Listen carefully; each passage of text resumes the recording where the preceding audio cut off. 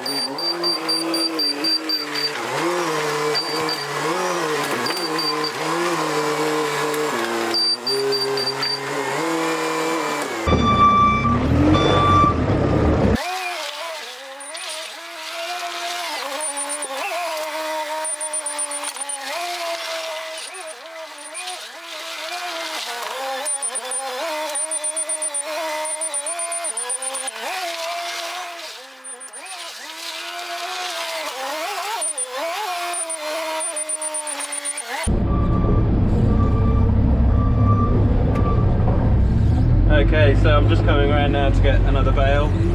It's quite difficult actually to get into the sheds with these bales because the sheds are quite low. I just have to avoid this bar which is on the trailer.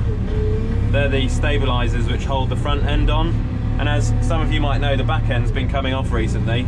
So I'm going to do a little modification later on today. I'm going to drill some holes in the back and then put some bolts in to hold the back tailgate on there.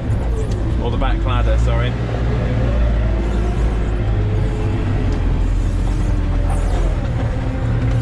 This is the main reason really as to why we need a lower teleporter on the farm. Or relatively low anyway.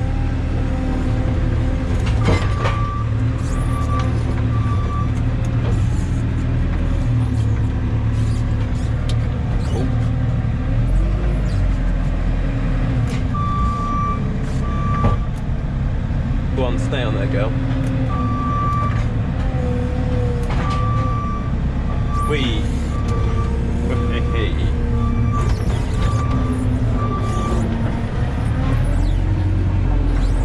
There she is, the 6.9, gleaming in the sun there.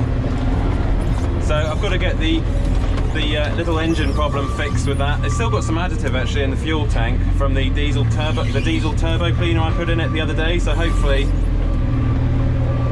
another few tankfuls will still actually keep cleaning it, the turbo and the EGR system. So I had a great day the other day at the Yorkshire show, and it was so nice going there actually and meeting so many of you.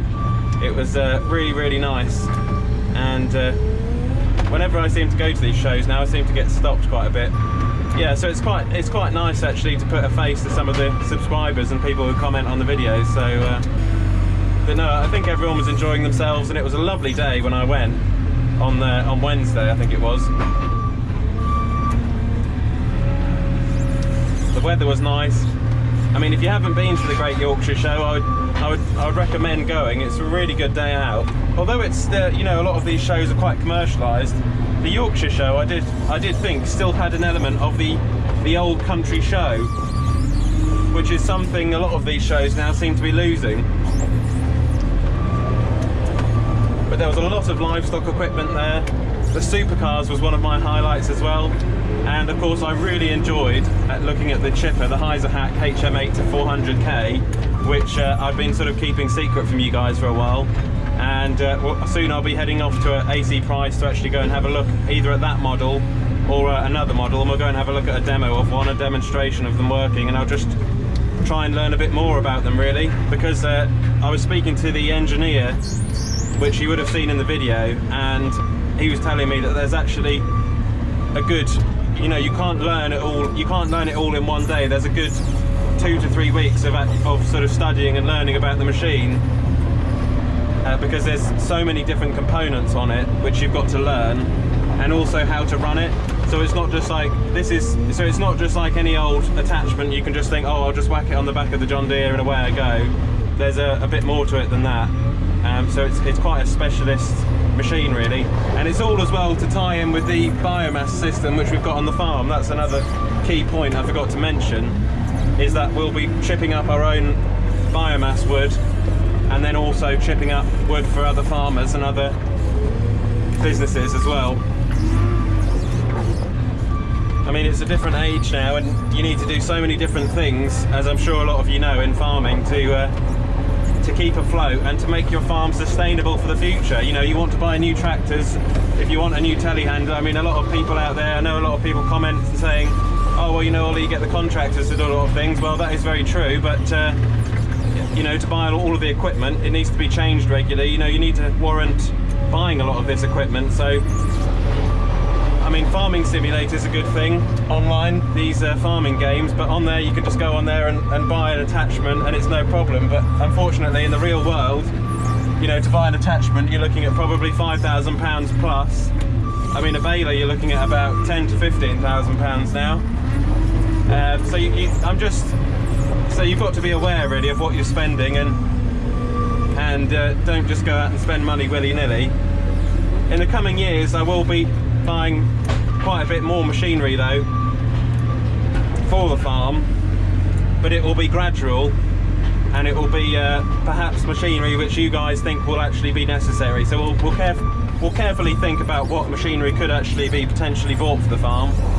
The wood chipper is another means of income really, so that's something which I'm quite passionate about. So there we go. I'll now just shut the gate, but in here I've managed to put 2 rows of 6, so there's 12, and then another 14 there as well. So there's about 14 in total in there, and which we've brought in this morning. And the reason as to why I have to do this job early in the morning, as some of you might know, is because of the traffic in the mornings by that road. So we just get up really early and then go and get a load, Dad and I, and then we'll gradually clear the field. But it seems to be the best way actually to get the bales home safely without any accidents on the road. You know, you want to be careful with bringing the bales home. So I'm now going to pull the trailer up next to the workshop, and I'm going to make my modifications just to the back of the back rear ladder there.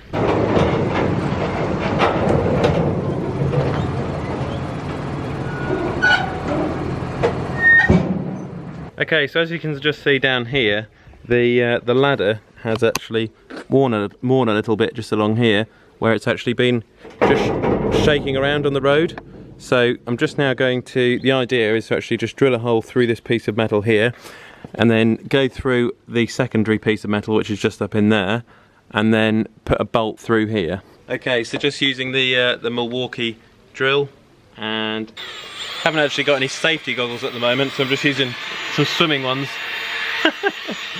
Whatever it takes.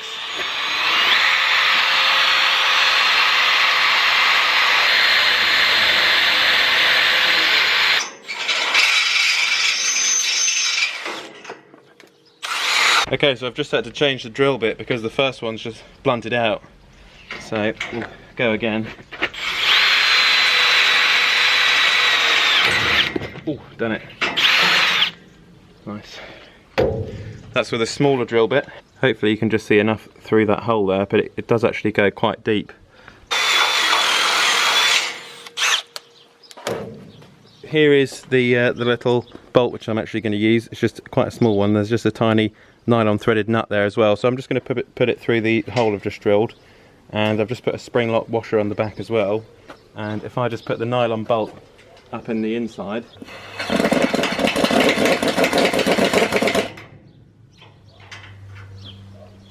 yeah, that's got it. Right, it's not going anywhere now. It's actually pulled the box section over a little bit, which isn't a bad thing. And now this side, it's still moving a bit, it can still move, but the most important thing is that this actually can't pop out now because it's held in there, it's held into position now just by this tiny little 10mm bolt I put in here, but it can't pop out. So even if you just picked it up, it's not going to go anywhere because of that tiny little bolt there's now. So I'll just do it on the other side of the trailer, and then hopefully that will be this trailer dealt with for this summer, which will be good. Just a little modification there to just keep it going well. Yeah, it was quite tricky actually drilling through this steel. I would think there was probably the best part of about 10 or 12 mil of steel from the outside section and just the inside box section there as well. So the Milwaukee managed to do it. Okay, so my trailer tailgate modifications have been done. It's now actually getting towards the end of the day, and as you can see, it's a lovely evening here on the farm. There's the newly wrapped silage just over there, and of course here she is, the John Deere, the 6930. So like I say, trailer's been modified, and I'm actually thinking as well of doing a modification to this tractor, believe it or not. So what I'm actually thinking of doing is, because the EGR has got a problem at the moment, it's going to cost about £800 for a new EGR valve. So that's quite a lot of money, and that's plus labour. So it's probably going to be the best part of about £1,200 to £1,500 to fit a new EGR onto this tractor, which is going to cost a lot of money. Now my solution, or a solution that I've been toying with, is to actually remove the engine ECU, which is just here. I'll take that off on Monday. I actually need the tractor for this weekend for carting hay back. But my idea is to take the ECU off, send it off to a tuner called the Derv Doctor, and what he will do is he will delete the EGR system on this tractor, which will in turn reduce the overall running temperature of the tractor. The engine will be running slightly cooler, and he will also as well tune the 6930 to 200 horsepower. So I'm not going to say too much more about it, but that's the idea anyway. And Derv Doctor has actually tuned a lot of these 30 series, for those of you who don't know. He's a specialist John Deere tuner, or tractor tuner really, but he has done a lot of John Deere's. So yeah, that's my plan. Delete the EGR, tune it up to 200. It will run normally at 180 horsepower, and then it will and then it will boost up to 200 horsepower. Now I know there's perhaps some of you out there who might be saying that, oh well, you know, the tractor's not rated for 200 horsepower, it's only a 180 horsepower tractor. Let's not forget that the 6.8 litre 6-cylinder engine in this model is actually the same engine in the John Deere 7530. So this engine is actually capable of running well over 200 horsepower. That's what I'm planning on doing with it, and it's something I'm gonna do on Monday. So I'm thinking, like I said, taking the ECU out, sending it away, having it remapped, and then bringing it back, and then I will simply unplug the EGR valve because it's causing me quite a bit of bother. This is just something to make the John Deere last longer, and it's a cheaper option, but it's also going to be a lot better, believe it or not. It sounds strange, slightly increasing the horsepower, but the tractor will actually run at a cooler temperature without the EGR. Like I said, from my research, it's actually going to be quite a good upgrade to the John Deere. And believe it or not, I did actually speak to a John Deere mechanic from a John Deere dealership when I was on harvest placement a few years ago when I was a bit younger, and he actually did tell me that these tractors, particularly the 30 series, they do actually run a lot better at a lower temperature without the EGR, and he said honestly you will notice such a big difference in the power delivery, how the machine operates, and the longevity of the engine as well. So that's what I'm planning on doing anyway. So that's enough of me waffling along. I hope you've enjoyed today, seeing me just load those bales just into the bullpens, and also as well just doing that small modification to the back of the trailer. If you enjoyed this video, please do give it a thumbs up. It will be much appreciated. Thank you very much for watching, and as always guys, do comment, rate and subscribe for plenty more videos to come.